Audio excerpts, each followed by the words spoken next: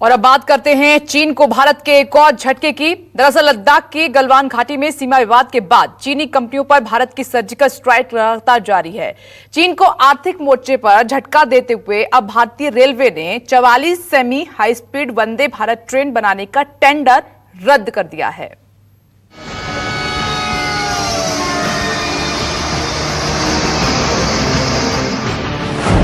चालबाज चीन पर भारत की एक और स्ट्राइक।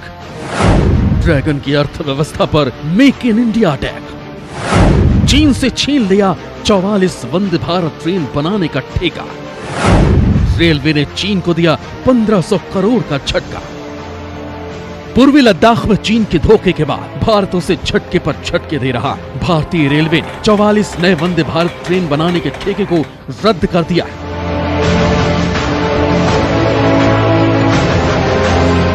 खास बात यह है कि semi high speed train Vande Bharat express के लिए मांगे गए ग्लोबल टेंडर में चीन की सरकारी कंपनी भी शामिल थी। शुक्रवार की देर रात रेलवे ने ट्वीट के जरिए इसकी जानकारी दी है। रेलवे ने अपने ट्वीट में लिखा है, भारतीय रेलवे ने 44 semi high speed Vande Bharat train sets बनाने का टेंडर रद्द कर दिया है। इन ट्रेनों के निर्माण के लिए एक हफ्ते में नया टेंडर जारी किया जाएगा। इस नए टेंडर में मेक इन इंडिया को प्राथमिकता दी जाएगी।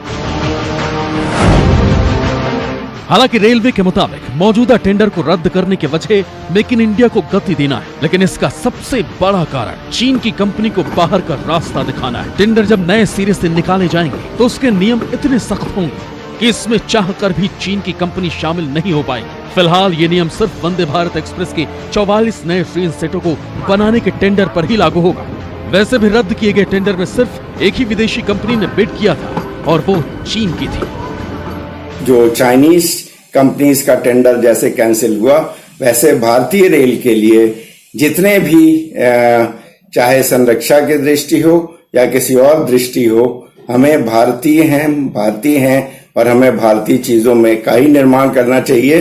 समय अधिक लगे कोई बात नहीं, धन कम ज्यादा लगे उसमें भी कोई बात नहीं, लेकिन जो चीज हमारी अपनी बनेगी हमारे लिए उसको निर्यात करने का भी बहुत मौका मिलेगा। Semi high speed Vande Bharat train को बनाने का टेंडर पिछले साल निकाला गया था।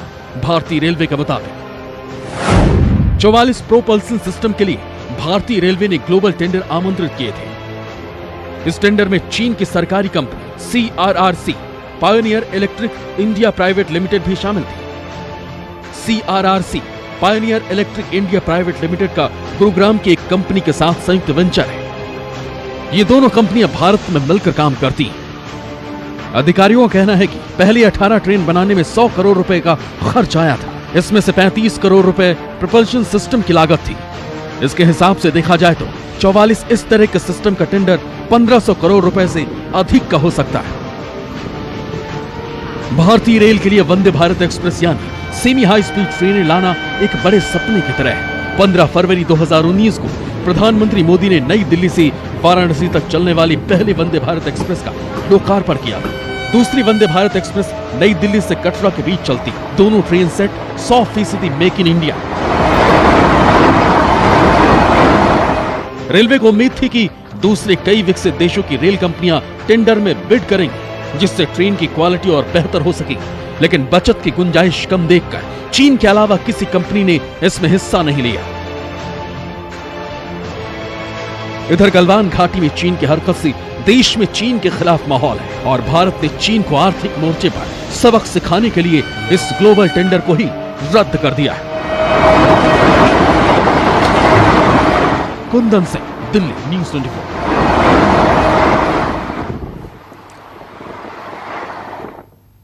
नमस्कार, मैं हूं मानक गुप्ता।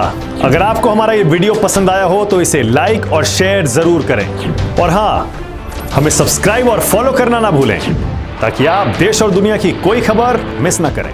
तो जुड़े रहिए हमारे साथ और देखते रहिए न्यूज़ 24।